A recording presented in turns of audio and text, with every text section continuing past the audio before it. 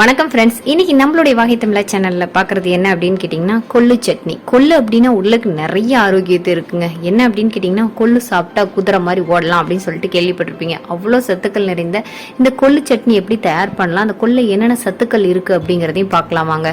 வீடியோக்குள்ள போறதுக்கு முன்னாடி இதான் முதல் முறையா வாகை தமிழா சேனல்ல பார்க்க வந்திருக்கீங்கன்னா அப்ப மறக்காம சேனலை சப்ஸ்கிரைப் பண்ணிக்கங்க. நம்மளுடைய சேனல்ல மருத்துவ குறிப்புகளும் இயற்கை தொடர்பான பாரம்பரியமான உணவு பழக்க வழக்கங்களையும் பதிவேற்றம் செஞ்சுட்டு இருக்கோம். கொளுத்தவனுக்கு கொள்ளு, இளைத்தவனுக்கு எள்ளு அப்படின்னு சொல்லிட்டு ஒரு பழமொழி சொல்லி கேள்விப்பட்டிருப்பீங்க. அவ்வளவு சத்துக்கள் இருக்குங்க. நல்ல கொழுப்புகளை கரைக்கிறதுக்கு இந்த கொள்ளு நிறைய உறுதுணையா இருக்கும். உடல்ல இருக்கக்கூடிய கொழுப்புகளை கரைக்கிறதுல இந்த கொள்ளு நிறைய பயன்களை தரக்கூடியது. இதுல இருக்கக்கூடிய சத்துக்கள் அப்படின்னா விட்டமின்கள், புரதம், இரும்பு சத்து, இந்த மாதிரி நிறைய சத்துக்கள் அதுல நிறைந்திருக்கு. நிறைய வேலை செய்யக்கூடிய இந்த குதிரைக்கு வந்து பாத்தீங்கன்னா கொழுப்பு சத்து கூடக்கூடாது, அதே நேரத்தில் நல்லா சிக்கன் உடல் வாக்கு இருக்கணும் அப்படிங்கிறதுக்காக இந்த கொள்ளை கொடுப்பாங்க. அப்ப நம்ம உடலும் வந்து ஆரோக்கியமா இருக்கணும், நல்லா சிக்கனும் இருக்கணும் அப்படின்னா இந்த கொள்ளை வந்து உடல்ல சேர்த்திட்டு வரலாம். இந்த கொள்ளுல விட்டமின்ஸ்கள், புரதம், இரும்பு, இந்த மாதிரி நிறைய சத்துக்கள் நிறைந்திருக்கு. புரத சத்து நிறைய இருக்கிறதுனால குழந்தைங்களுக்கு தாராளமா கொடுக்கலாம். நல்ல வளர்ச்சியை கொடுக்கக்கூடியது இந்த கொள்ளு. அது மட்டும் கிடையாதுங்க, உடல் எடையை குறைக்கணும்னு நினைக்கிறவங்க இந்த கொள்ளை வந்து அடிக்கடி உணவுல சேர்த்துட்டு வரலாம்.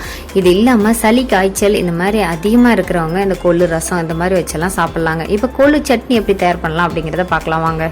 அதுக்கு முதல்ல வந்து பாத்தீங்கன்னா கொள்ளை கொஞ்ச நேரம் ஊற வைக்கணும். அப்படியே வந்து வேக வச்சோம் அப்படின்னா நல்லா வேகாது. அதனால ஒரு 10-15 நிமிடம் நல்லா அந்த கொள்ளை வந்து ஊற வச்சிருங்க.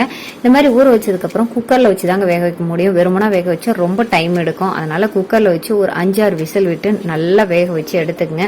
இந்த கொள்ளு வேக வச்ச கொள்ளை வந்து அப்படியே கூட நீங்க சர்க்கரை சேர்த்து குழந்தைங்களுக்கு கொடுக்கலாம். இன்னும் டேஸ்ட் சூப்பரா இருக்கும்.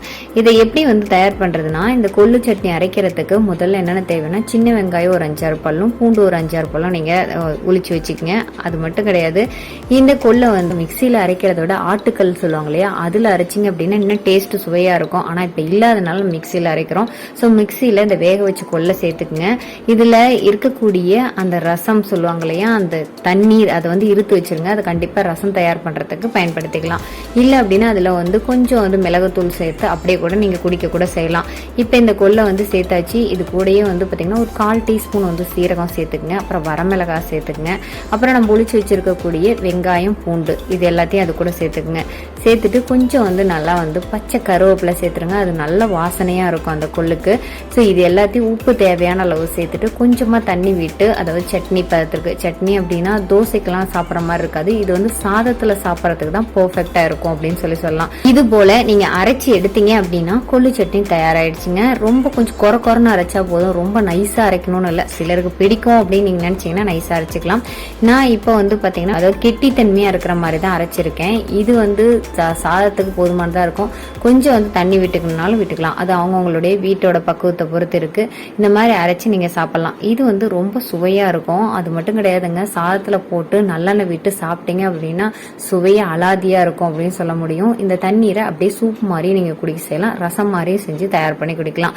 கண்டிப்பா ஃப்ரெண்ட்ஸ், இந்த கொள்ளு சட்னி எப்படி தயார் பண்ணலாம் அப்படிங்கறது உங்களுக்கு தெரிஞ்சிருக்குன்னு நினைக்கிறேன். கொள்ளுனால எவ்வளவு நன்மைகள் இருக்கு அப்படிங்கிற விஷயங்களும் தெரிஞ்சிருக்கும்.